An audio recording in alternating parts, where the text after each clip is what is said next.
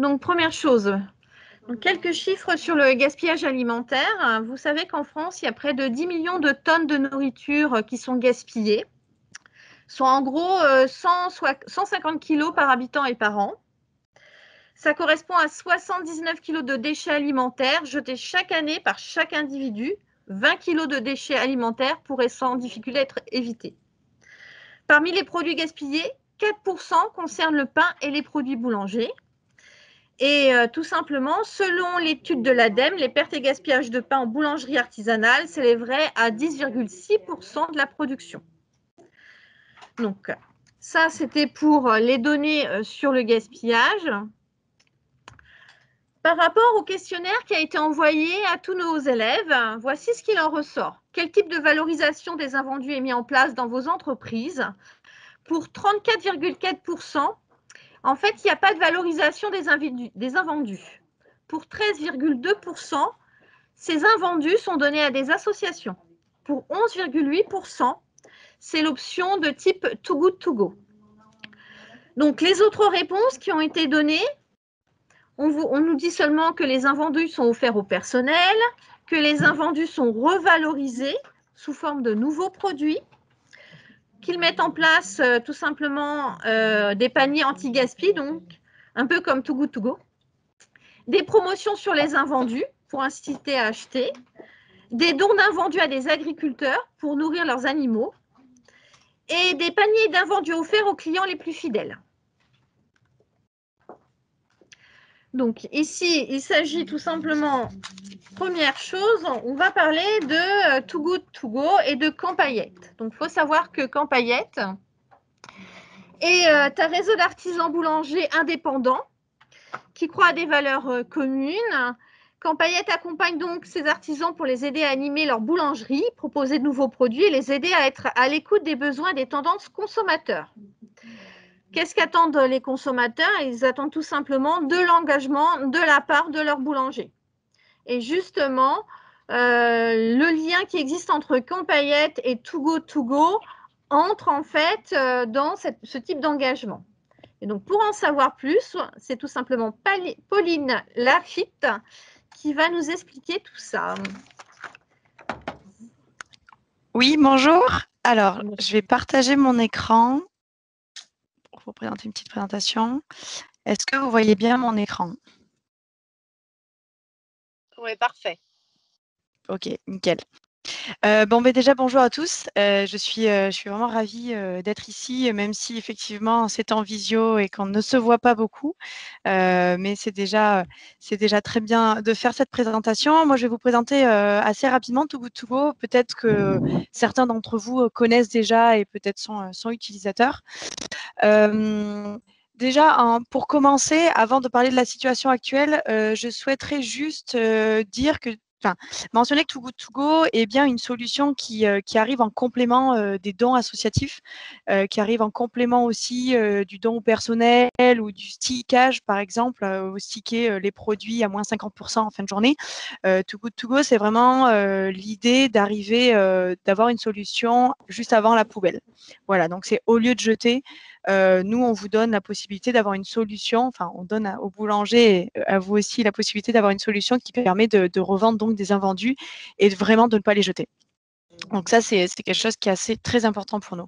Bon, rapidement, on l'a déjà un petit peu dit, nous, on fait souvent un petit peu la situation actuelle mondiale qui est assez énorme. En fait, on se rend compte qu'un tiers de la production mondiale est jetée. Donc ça représente 1,3 milliard de tonnes de nourriture vraiment jetées et perdues. Et ce qui est hyper intéressant aussi, c'est qu'on voit que les Français aujourd'hui sont vraiment une grande majorité à juger importante la lutte contre le gaspillage alimentaire. Et c'est vraiment des sujets qui sont très importants et de plus en plus aujourd'hui. Vraiment, la mission Too Good To Go, assez rapidement, donc c'est vraiment d'inspirer chacun et donner les moyens de s'engager contre le gaspillage alimentaire. Too Good To Go, donc nous, on est présent en Europe, on est présent dans 15 pays européens avec la même application. En France, donc, on a aujourd'hui à peu près 15 400 partenaires. Alors, bien sûr, ça bouge beaucoup, mais voilà, c'est aujourd'hui l'ordre de grandeur. On a 7,6 millions de personnes qui ont téléchargé notre application et on a sauvé aujourd'hui, donc depuis 4 ans, plus de 18,7 millions de paniers. Alors, on ne se rend pas trop compte de ce que ça peut faire à l'échelle, mais on voit bien qu'aujourd'hui, le marché français est clairement, par rapport à l'Europe, à nos autres pays européens, est clairement le marché le plus mature et qui marche très, très bien. Donc, nous, en fait, on a décidé de développer une solution simple pour lutter contre le gaspillage alimentaire. L'idée, c'est qu'on connecte, en fait, les commerçants, boulangers, pâtissiers, par exemple, qui ont des pertes en fin de journée et des utilisateurs, consommateurs, comme vous et moi, qui commandent leur panier en fin de journée à petit prix ou tout au long de la journée, bien évidemment. Du côté utilisateur, en fait, l'utilisateur va se connecter, il va être géolocalisé et il va voir tous les commerçants autour de lui et il va pouvoir choisir un magasin dans lequel il souhaitera aller ou qui est proche de chez lui, enfin, auquel les horaires lui conviennent le mieux. Il va sélectionner donc son commerce, réserver un ou plusieurs paniers, le payer, le réserver donc et le payer directement en ligne. Et ensuite, l'idée, c'est d'aller chercher ce panier surprise à l'heure qui est indiquée directement sur l'application avec son bon de commande qu'on a directement dans l'application. Côté professionnel, ça, ce qui est un petit peu plus, même beaucoup plus intéressant pour vous, l'idée, c'est de simplifier vraiment toute la préparation. Donc, en fait, ce que les commerçants ont à faire, c'est vraiment préparer les paniers d'invendus. Donc, en fait, c'est de se dire, bon, à la fin de la journée, qu'est-ce qu'il me reste comme produit? Constituer des paniers avec une certaine valeur marchande, que j'expliquerai un petit peu après. Ensuite, aller sur la plateforme que l'on va vous créer, que l'on crée à nos partenaires, indiquer le nombre de paniers à mettre en ligne, à vendre et l'horaire de collecte. Et ensuite, les utilisateurs, enfin les consommateurs se présentent et vous n'avez plus qu'à remettre le panier suite à la validation du panier. Donc, il n'y a vraiment aucun échange monétaire. C'est vraiment l'idée de juste préparer les paniers, les mettre en ligne et ensuite les donner. Too Good To Go s'occupe aussi de tout ce qui est le service après-vente. Donc, s'il y a un consommateur qui n'a pas pu se présenter, etc., ça, c'est vraiment Too Good To Go qui prend tout ça en charge. Mais aujourd'hui, on voit vraiment 4 avantages qui sont assez importants. Bien évidemment, l'impact environnemental, mais moi, je dirais aussi un petit peu plus, pour aller plus loin, l'impact social. En fait, de vendre des paniers aussi à petit prix, ça permet à certaines personnes ou des familles nombreuses, par exemple, de pouvoir se nourrir à petit prix. Il y a aussi un réel impact financier et des ventes croisées. En fait, le fait de valoriser, de gagner un petit peu d'argent sur des produits qui sont destinés à la poubelle, déjà, donc, on gagne un peu d'argent sur la vente, on économise sur la destruction des produits et ensuite, on a 25% des utilisateurs qui complètent leurs achats lors de la collecte du panier Too Good To Go. Donc, c'est vraiment pas négligeable. Et ce qui est complètement lié donc, au nouveau flux de clients, en effet, donc, comme je vous le disais, Too Good To Go, on a à peu près 8 millions d'utilisateurs aujourd'hui, et ce qui permet en fait d'être aussi visible, de faire peut-être que le commerce soit visible dans un village, une ville, un quartier, auprès de tous les utilisateurs Too Good To Go. Donc ça, c'est hyper intéressant. Et on voit que les clients qui, pour la première fois, deviennent des clients réguliers. Donc, c'est aussi un aspect auquel il faut penser. Et enfin, effectivement, donc, le fait de valoriser votre image pour l'image d'un commerçant qui est engagé contre la lutte contre le gaspillage alimentaire. Assez rapidement, quelques chiffres de Too Good To Go. Du coup, nous, aujourd'hui, donc, comme je vous le disais, on travaille avec un petit peu plus de 15 000 partenaires. On travaille avec un peu plus aussi de 4 000 artisans boulangers et 500 pâtissiers. On a vraiment commencé, d'ailleurs, Too Good To Go à débuter avec des boulangers pâtissiers qui avaient un réel intérêt à travailler avec nous. En majorité, on propose des paniers d'une valeur marchande de 12 €. Donc, vraiment, la valeur marchande, c'est avant stickage, donc hors promotion. Et donc, ça fait environ 5 produits, bien entendu, dans le panier. Et en moyenne, on se rend compte que les boulangers-pâtissiers vendent en moyenne 3 paniers à peu près par jour. En termes de bénéfices, vous les avez à côté. Donc, c'est une estimation à 36 € d'invendus par jour. Voilà, qu'on estime, c'est vraiment une estimation. Donc, vous vendez donc un panier donc, de 12 € qui est revendu à 3,99 €. Donc, Too Go, on pratique un discount de 1/3 directement sur l'application. Too Go, nous, on se rémunère sur la vente des paniers. Donc, on prend une commission de 1,09 €. Et ensuite, il y a la TVA déclarée derrière. Donc, le bénéfice post-TVA est de 2,69 €. Donc, si en moyenne, vous faites 3 paniers par jour, vous avez un revenu minimum de 2 500 € net par an. Voilà, donc c'était pour vous donner un petit peu un ordre d'idée en termes de coûts financiers. Un petit peu pour terminer, donc Too Good To Go, on peut aussi vous aider à célébrer des temps forts. On met à disposition des petits kits de communication que vous pouvez véhiculer sur Instagram, sur Facebook, TikTok, on n'y est pas encore. Mais ça risque peut-être d'arriver. Voilà l'idée aussi de dire, nous, on lutte contre le gaspillage alimentaire avec Too Good To Go, venez réserver des paniers. Donc ça, c'est des choses qu'on vous met à disposition vraiment gratuitement pour vous aider à alimenter aussi vos réseaux sociaux. Donc ça, c'est hyper intéressant.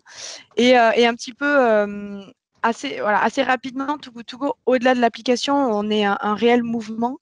Nous, on travaille sur 4 piliers, donc les entreprises, avec notamment les boulangers, pâtissiers, les foyers, l'éducation. Donc l'éducation, ça va être vraiment les écoles, les petites enfances, collèges, lycées, pour vraiment sensibiliser les jeunes et les moins jeunes sur le gaspillage alimentaire. Et les affaires publiques, c'est tout ce qui est politique, un petit peu lobbying, on va dire. 3 petites choses, enfin grandes choses que l'on a faites. On a notamment rédigé un livre de l'anti-gaspi. Donc, il me semble que c'était en 2018.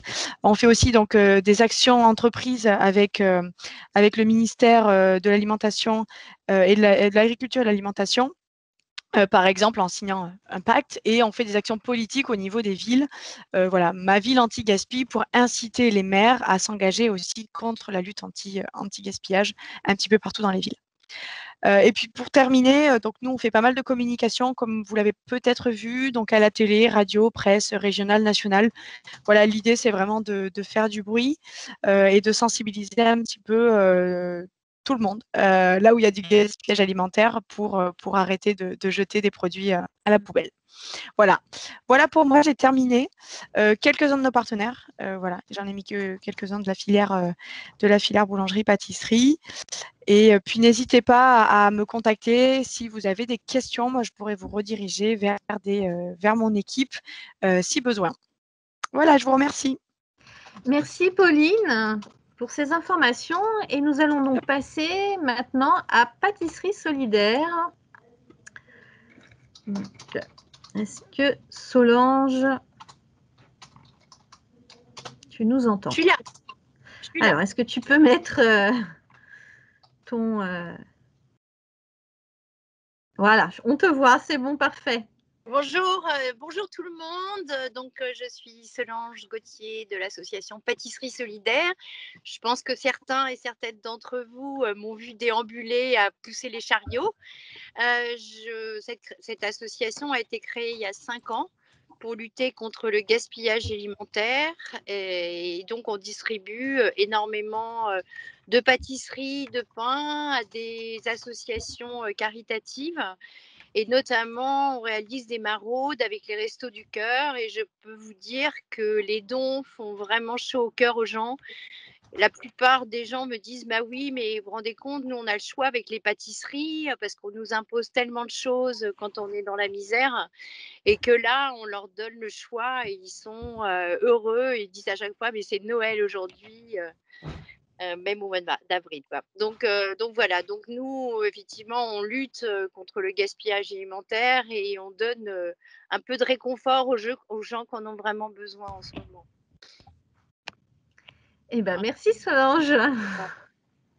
Donc, il faut savoir effectivement que Pâtisserie Solidaire est un de nos acteurs, de nos collaborateurs dans le don, parce que vous le savez, à l'école de boulangerie et de pâtisserie de Paris, tous les produits sont donnés. Donc, après Pâtisserie Solidaire, on va passer à un autre. On va passer tout simplement à Linky. Alors, est-ce que vous m'entendez? Bonjour. Bonjour. Et donc, je vais vous partager une petite présentation. Hop. Voilà. Est-ce que... Alors, je ne suis pas du tout sur la fenêtre et je ne peux pas... Là, ça a l'air un peu personnel. Oui, ce n'est pas la bonne. Alors, je vais essayer de changer. Tac. J'ai pas la main, a priori. Si on passe comme ça... Là, je suis sur la bonne présentation. Ouais. Est-ce que maintenant ça Moi, je la fonctionne? vois. Oui, voilà, Je très la bien. vois.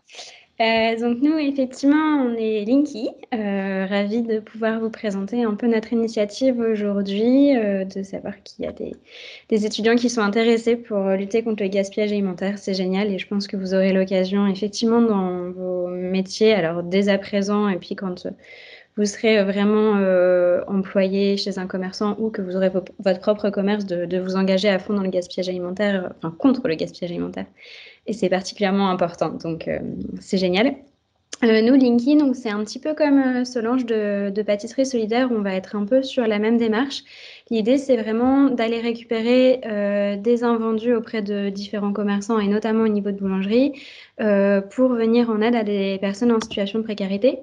Donc, je ne vais pas revenir sur tous les chiffres qu'on a déjà évoqués en long et en large sur le gaspillage alimentaire, mais pour que vous sachiez un peu sur les personnes qui sont en situation de précarité alimentaire actuellement en France, on a, du fait de la période de confinement, une très très forte augmentation des demandes d'aide alimentaire actuellement, avec au moins 1 million de personnes supplémentaires qui a besoin d'aide alimentaire depuis la première période de confinement, et les associations avec lesquelles on travaille qui enregistrent facilement au moins 50% de demandes supplémentaires d'aide alimentaire sur l'année 2020, donc une situation assez dramatique, et donc forcément nous on a envie de s'investir un peu plus pour venir en aide à ces personnes. Et donc l'idée de Linky, c'est tout bête, c'est de se dire qu'il y a plein de commerçants qui souhaitent faire des dons alimentaires et qui n'ont pas forcément de solution logistique pour donner, parce que c'est pas toujours évident de trouver une association qui veut venir récupérer les denrées chez le commerçant. Vous l'avez dit dans l'enquête, il y a 34% des entreprises dans lesquelles vous travaillez qui ne font pas de dons alimentaires. Je pense qu'en réalité, les commerçants aimeraient bien ne pas avoir à jeter leurs invendus à la poubelle, mais c'est pas toujours facile de trouver une solution. Et donc nous, l'idée, c'est vraiment de se dire, ça va être très facile pour le boulanger ou le pâtissier de donner sa nourriture à la fin de la journée quand il n'a pas réussi à la vendre, ni à la vendre à prix réduit, puisque c'est vrai qu'on peut venir en complément d'initiatives comme Too Good To Go, par exemple. Et donc, ça va être, on appelle Linky, où on fait une petite déclaration en ligne sur l'application, et on dit, aujourd'hui, j'ai 5 pains, 3 croissants et 6 belles pâtisseries à donner. Et il y a une personne de l'équipe Linky, donc soit un bénévole qui est aussi mobilisé via l'application Linky, soit une personne de l'équipe qui vient récupérer la nourriture chez vous, chez le commerçant. On vous assure un transfert de responsabilité. Donc, à partir du moment où l'équipe Linky, la communauté Linky a pris les denrées, vous n'avez plus aucun risque sanitaire à vous faire puisque c'est Linky qui en assure la responsabilité. Pour tout ce qui va être des produits un peu frais, un peu sensibles, donc c'est pas toujours totalement le cas en boulangerie, mais ça peut être notamment le cas plus en pâtisserie. Si vous avez des gâteaux avec de la crème, des choses qui doivent être gardées au frais. Nous, on se déplace avec des super beaux sacs Linky, donc qui transportent la nourriture au frais. Et on va apporter toutes ces denrées à une association qui en a besoin. Donc ça peut être les Restos du Cœur, le Secours Populaire, des associations qui font des maraudes. Et je rejoins tout à fait ce que disait Solange tout à l'heure sur le fait que effectivement ça fait excessivement plaisir aux bénéficiaires des associations de recevoir des super belles denrées, des super beaux gâteaux. On a notamment à Noël régulièrement récupéré des bûches chez des grands pâtissiers. L'année dernière, on est allé récupérer des gâteaux de Michalak et vraiment, ça fait super plaisir aux associations. Là, tous les jours, on passe aussi dans les boulangeries de Thierry Marx. Et donc, c'est pareil, c'est des très beaux produits et ça fait toujours vraiment plaisir. Et c'est une manière aussi de revaloriser les personnes à qui on fait le don. Donc voilà, du coup, Linky, en bref, c'est ça.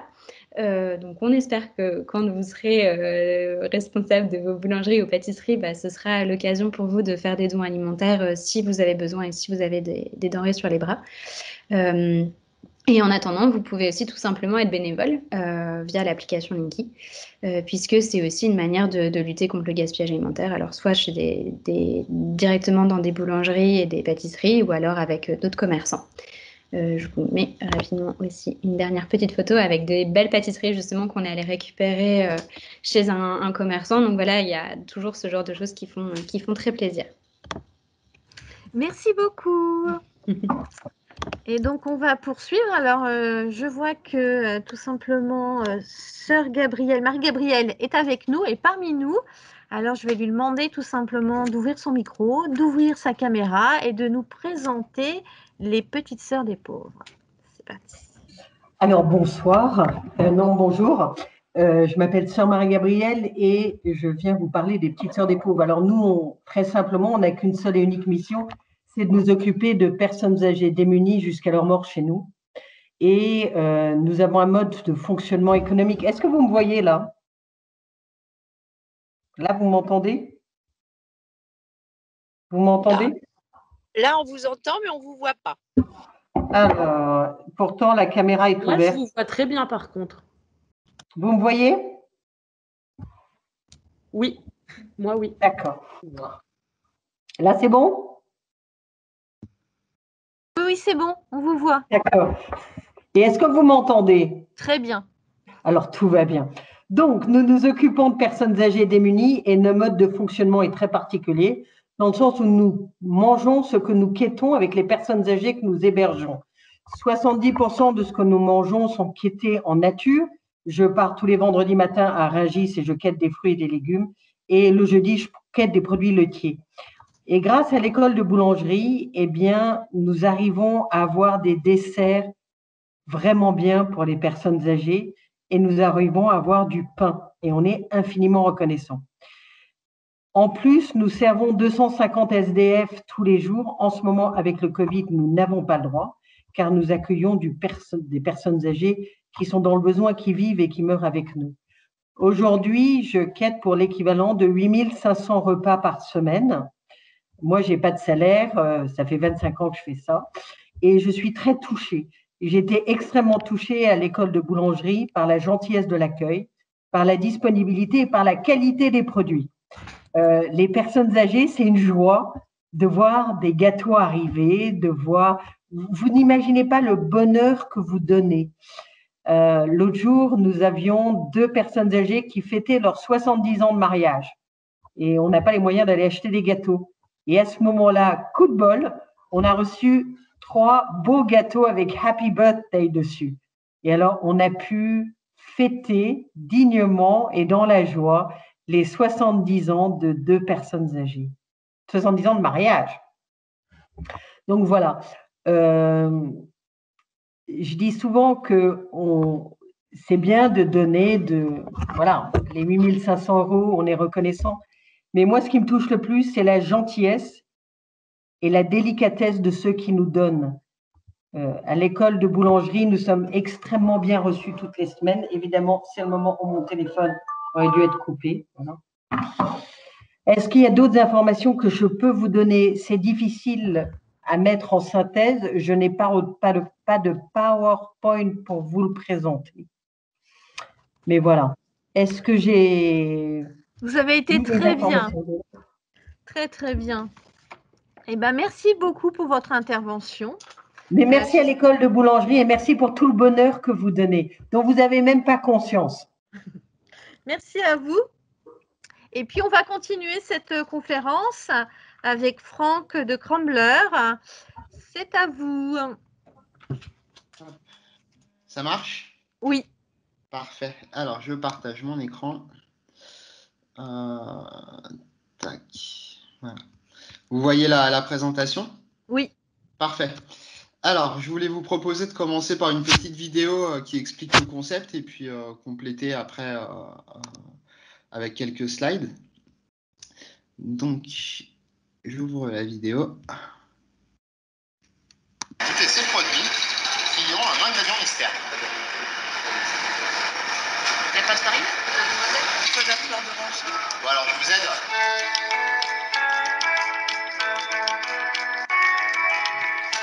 Une boulangerie peut gaspiller jusqu'à 30 kg de pain, par exemple, chaque soir, ce qui fait plusieurs tonnes. On est entre 2 et 3 tonnes par an.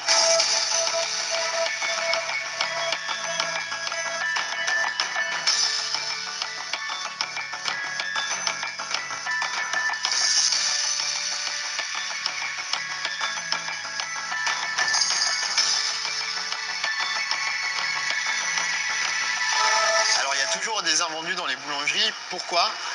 Parce qu'il est très difficile de prévoir combien on va avoir de clients en fin de journée. De même, il y a beaucoup de boulangeries qui veulent avoir encore du choix jusqu'au dernier client, pour tout simplement, et c'est leur métier, c'est normal de ne pas perdre de clients. Et il y a toujours, que ce soit un peu ou beaucoup, mais il y a toujours des pertes.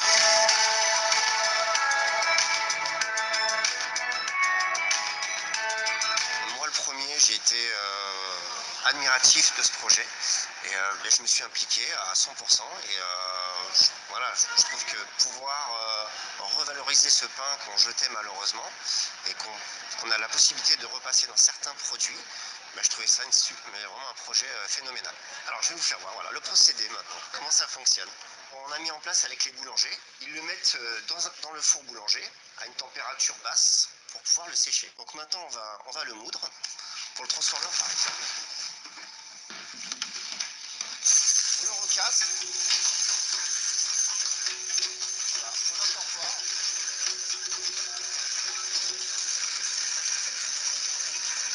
Vous voyez, c'est une opération quand même qui est extrêmement simple. C'était vraiment une découverte, quoi. C'était nouveau, c'est comme de l'or. Voilà, on a découvert de l'or et puis il fallait en faire quelque chose, voilà, le transformer.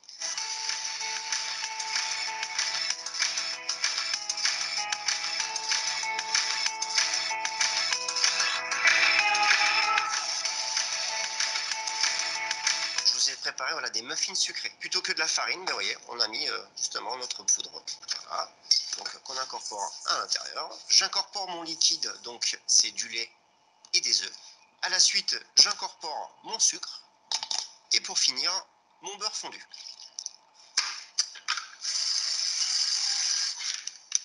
Et donc ensuite, c'est poché dans des petits inserts qu'on a, des petits moules. Donc on va aller le mettre au four, c'est prêt. Franchement, ouais, c'est très bon, c'est plutôt agréable. On ne pense pas que c'est fait avec cette farine-là. Plutôt une bonne idée, je trouve, parce qu'on récupère ce qui n'a pas été utilisé, quoi. Donc, non, c'est bien.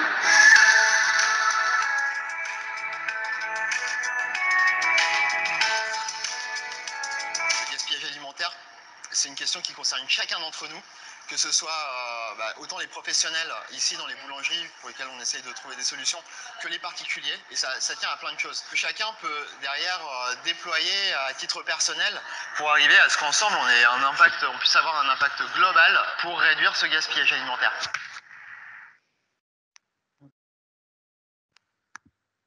Voilà, ça a fonctionné, j'espère. En fait, tout le monde n'a pas pu voir la vidéo, ça ne fonctionnait pas pour tout le monde. En tout cas, on avait le son. Ok, désolé, bon, je vous enverrai le lien. Alors, je complète du coup, je redonne les infos. Attendez, je vais essayer de retrouver mon slide. Vous voyez le slide?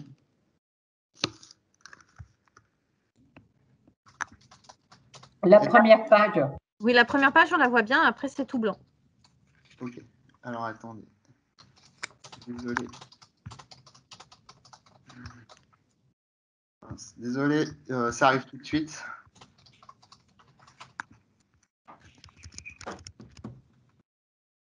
J'ai perdu. Ah, ok. Ça y est, j'ai perdu ma présentation. Ça arrive, hein.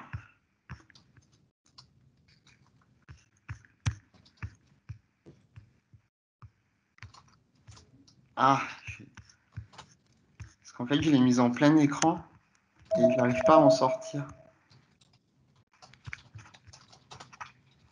Bon, je la rouvre. Excusez-moi pour ce souci technique.